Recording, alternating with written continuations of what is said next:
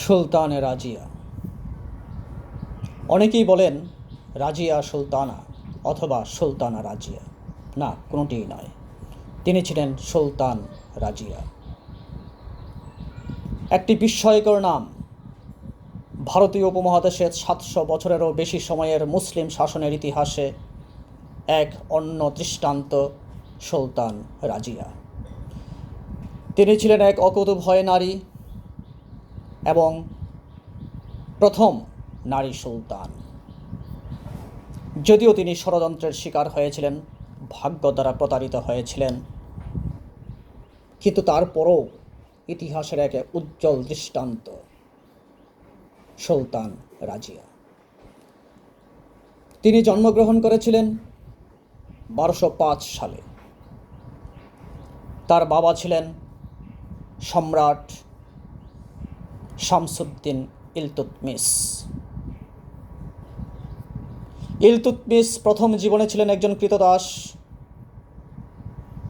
এক কাজীর কাছে তাকে বিক্রি করে দেয়া হয়েছিল।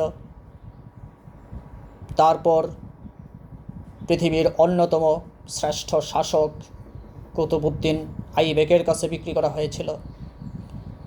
কুতুবউদ্দিন আইবেক ইলতুৎমিশের মাধ্যমে অনন্য যোগ্যতা, দক্ষতা ও বুদ্ধিমত্তার পরিচয় পেয়ে তাকে সামরিক দক্ষতায় অভিজ্ঞ করে তোলেন এবং তিনি ছিলেন ভারতীয় উপমহাদেশে মুসলিম শাসন প্রতিষ্ঠার এক বিরল দৃষ্টান্ত। কুতুবউদ্দিন আইবেকের কাছে থেকে তিনি যে যুদ্ধবিদ্যা ও রাজদরবারের বিভিন্ন কৌশল অর্জন করেছিলেন, তার জন্য বলা যায় তিনিই হয়েছিলেন প্রথম সফল প্রতিষ্ঠাতা মুসলিম শাসনের দিল্লি সালতানাতের ক্ষেত্রে।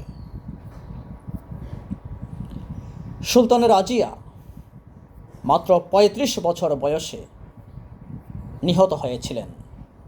তাকে হত্যা করা হয়েছিল। মাত্র 3.5 বছর তিনি ক্ষমতায় ছিলেন, দিল্লি সালতানাতের সুলতান ছিলেন। এই 3.5 বছরের মাধ্যমেই তিনি অর্থনৈতিকভাবে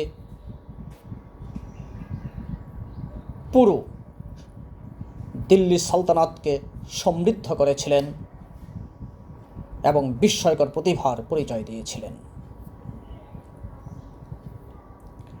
তারা ছিলেন 4 ভাই বোন। বড় ভাই ছিলেন নাসিরউদ্দিন মাহমুদ। তিনি ছিলেন তার বাবা ইলতুৎমিশের প্রথম পছন্দ উত্তরসূরির ক্ষেত্রে।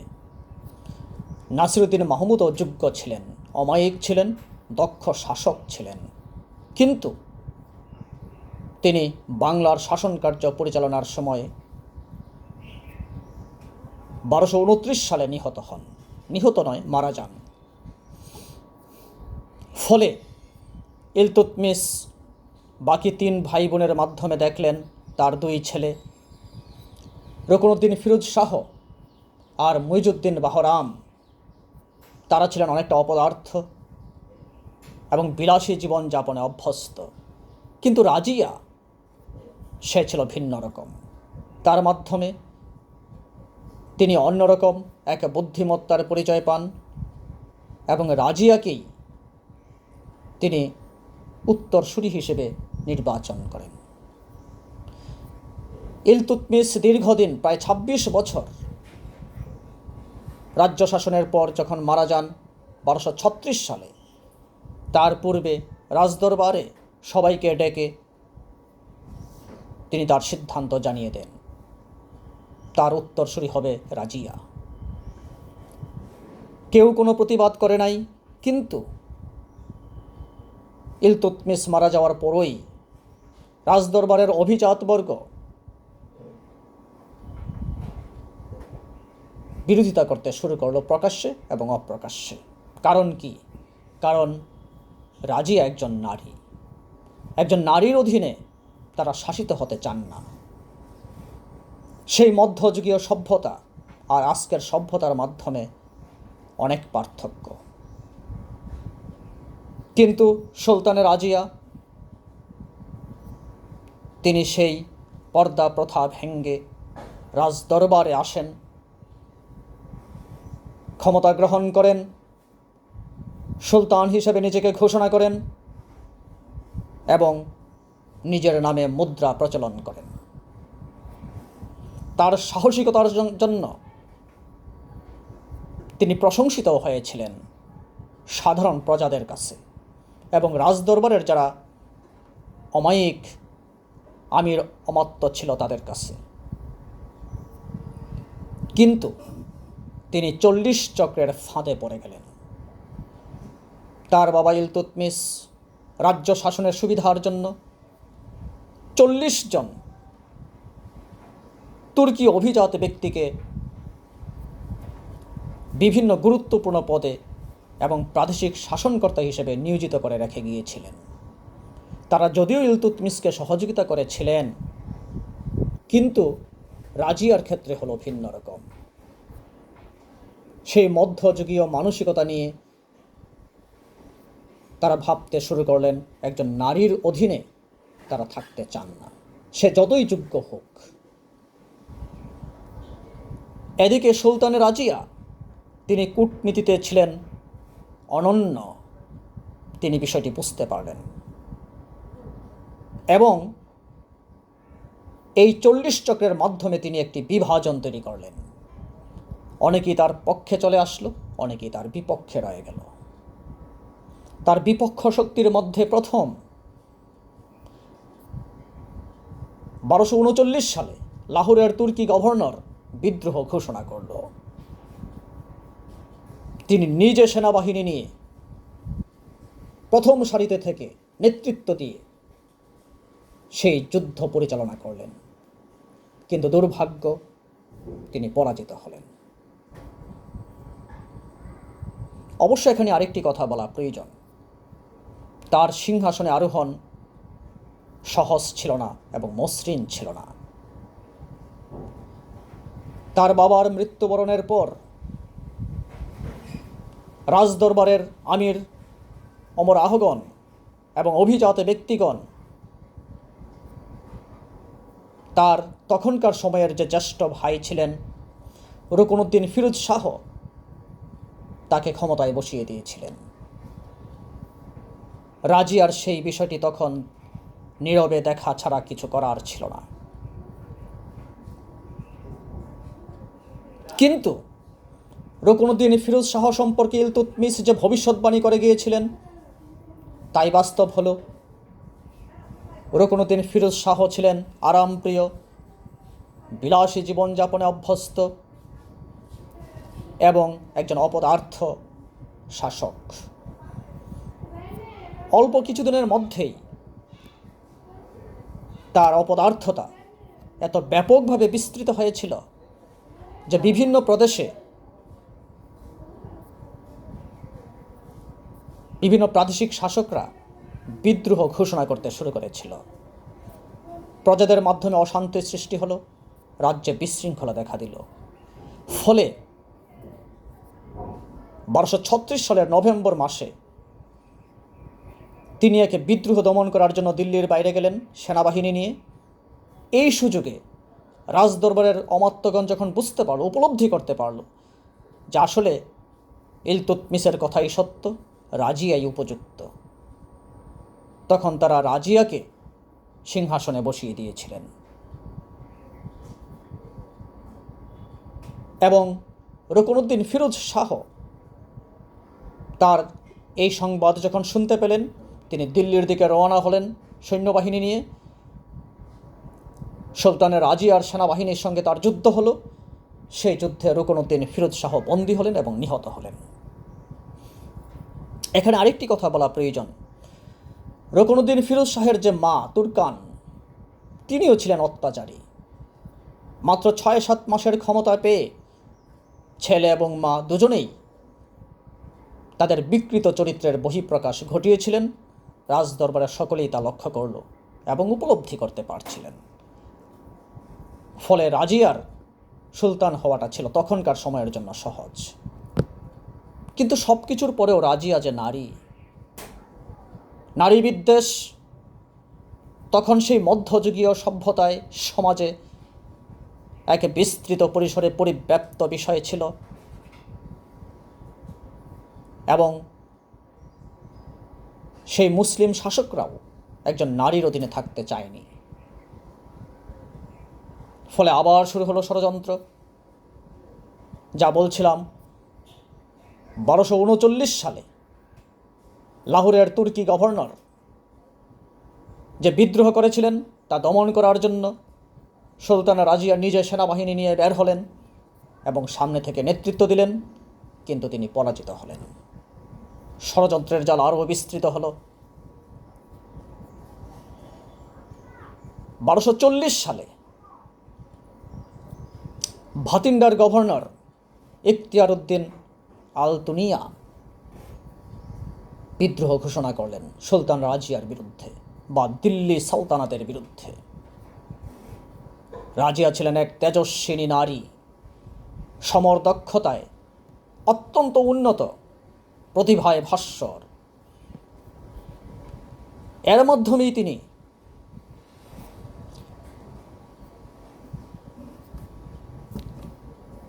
একজনকে জালালউদ্দিন ইয়াকুত নামে এক ব্যক্তিকে তিনি ব্যক্তিগত কর্মকর্তা নিয়োগ করেছিলেন এবং সেনাবাহিনী প্রধান হিসেবে নিয়োগ দিয়েছিলেন। তাকে নিয়ে তিনি যখন যুদ্ধযাত্রা করেন, 1240 সালে ভাতিন্ডার গভর্নর ইখতিয়ার উদ্দিন আলতুনিয়ার সঙ্গে তার যুদ্ধ হয়। সেখানে সুলতান রাজিয়া পরাজিত হন, বন্দী হন এবং জালালউদ্দিন ইয়াকুতকে হত্যা করা হয়। তিনি কূটনীতিতে অত্যন্ত উন্নত ছিলেন, এখনও তিনি কূটনীতি প্রয়োগ করেন। তিনি আলতুনিয়াকে বিয়ে করে ফেলেন। আর এদিকে দিল্লির সিংহাসনে তখন সুলতান রাজিয়ার অনুপস্থিতিতে আমির অমাত্যগণ এই সুযোগে তার আরেক অপদার্থ ভাই যে ছিল মুইজুদ্দিন বাহরাম তাকে ক্ষমতায় বসিয়ে দেন। সিংহাসনে আরোহণ করেই মুইজুদ্দিন বাহরাম তার অপদার্থতা এবং বুকামি এইগুলোর দ্বারা যে শাসন কার্য পরিচালনা করেছিলেন, আবার সমাজে বিশৃঙ্খলা দেখা দেয়। আর এদিকে সুলতান রাজিয়া ইখতিয়ার উদ্দিন আলতুনিয়া তারা দুজন সম্মিলিত বাহিনীর জোট গঠন করে দিল্লি অভিমুখে যাত্রা করেন। সেখানে মুইজুদ্দিন বাহরামের সঙ্গে যুদ্ধ হয় এবং দুর্ভাগ্যবশত সেই যুদ্ধে সুলতান রাজিয়ার বাহিনী পরাজিত হয়। সুলতান রাজিয়া এবং ইখতিয়ার উদ্দিন আলতুনিয়াকে বন্দী করা হয় এবং তারা নিহত হন। এখানে ইতিহাসে কিছু ভিন্ন রকম বিষয় পাওয়া যায়। কোনো কোনো ইতিহাসবিদ বলেন তারা যুদ্ধে পরাজিত হওয়ার পর পালিয়ে যান এবং জঙ্গলে আশ্রয় নেন। সেখানে দস্যুরা তাদেরকে হত্যা করে, তাদের সঙ্গে বিভিন্ন মণি, মুক্তা, গহনা এবং মূল্যবান সামগ্রী ছিল, সেগুলো লুট করে নিয়ে যায়। আবার ইতিহাসে এমন তথ্যও পাওয়া যায় যে তারা এক কৃষকের বাড়িতে আশ্রয় নেন এবং রাত্রে সেই কৃষক বিভিন্ন মূল্যবান সামগ্রীর লোভে তাদেরকে হত্যা করে। সবচেয়ে বেশি যেটা শোনা যায় সেটা হলো এক ভৃত্য যে ছিল সুলতান রাজিয়ার দরবারেরই আশ্রিত এক ভৃত্য, তার বাড়িতে আশ্রয় নেয় এবং সেই ভৃত্য বিষ খাইয়ে সুলতান রাজিয়াকে হত্যা করে। আর এর পূর্বেই তার স্বামী আলতুনিয়া যুদ্ধে নিহত হন। এ তথ্যটি বেশি পাওয়া যায় ইতিহাসে। যাই হোক, এই সেই সুলতানে রাজিয়া যে বিস্ময়কর প্রতিভার স্ফুরণ ঘটিয়েছিল। তার মৃতদেহকে কবর দেয়া হয় 1240 সালে পুরাতন দিল্লির কৈথল নামক একটি জায়গায়। আজও সেই কবর অবহেলিত। সেখানে পাশাপাশি দুটি কবর। ধারণা করা হয় একটি তার স্বামীর, আরেকটি তার। আবার এমন জনশ্রুতিও আছে যে একটি সুলতান রাজিয়ার, আরেকটি তার বোন সাজিয়ার। পাশেই দুটি শিশুর কবর পাওয়া যায়। বোঝা যায় না এই শিশুগুলি আসলে সুলতান রাজিয়ার না অন্য কারো। এবং দিল্লি সালতানাতের অনন্য বিস্ময়কর প্রতিভা, মুসলিমে ভারতের প্রথম নারী সুলতান, যাকে কবর দেয়া হয়েছিল এমন একটি জায়গায় যার পাশে একটি মসজিদও নির্মাণ করা হয়েছিল তৎকালীন সময়ে। কিন্তু এই স্থানটি একটি ঘিঞ্জি গলিতে থাকায়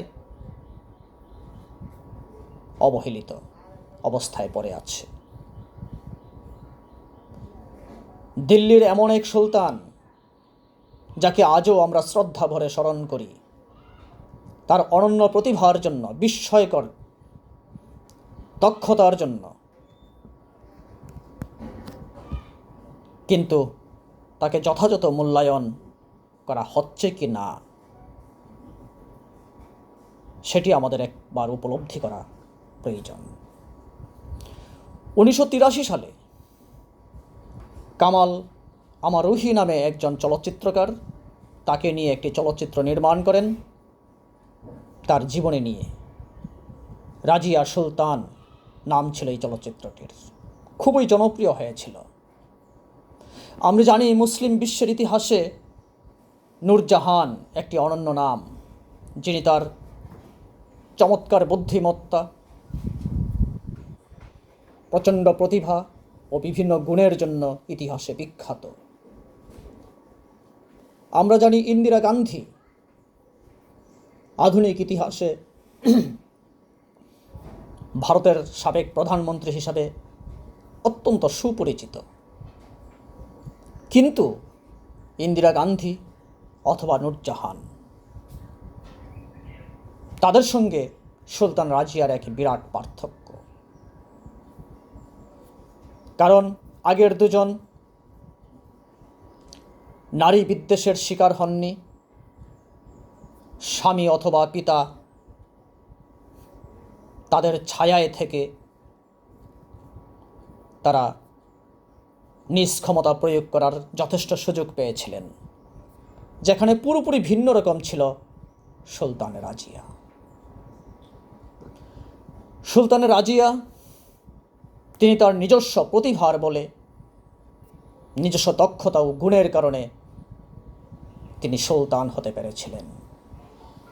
এমনকি আমরা জানি তিনি সুলতান হিসেবে সিংহাসনে আরোহণ করার পর তার প্রধানমন্ত্রী জুনাইদি পর্যন্ত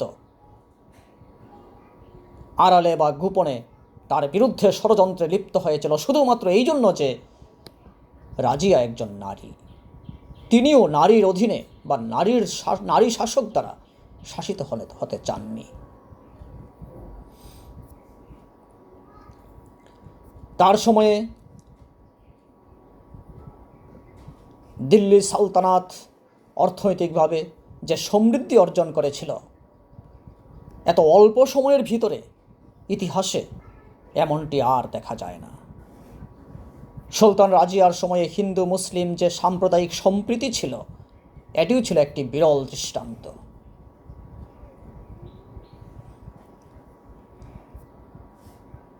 ষড়যন্ত্রের জাল, চক্রান্ত অথবা ভাগ্যের অসহযোগিতা, যাই বলি না কেন, এগুলোর বলি হয়েছিলেন এই অনন্য প্রতিভার অধিকারী, বিস্ময়কর কূটনৈতিক বুদ্ধিমত্তা সম্পন্ন এক নারী সুলতান রাজিয়া, যিনি সময়ের চেয়েও ছিলেন প্রগতিশীল বা অগ্রগামী। হয়তো তাকে সেই মধ্যযুগ বুঝতে পারেনি, কিন্তু ইতিহাসে তার নাম থাকবে স্বর্ণাক্ষরে লেখা।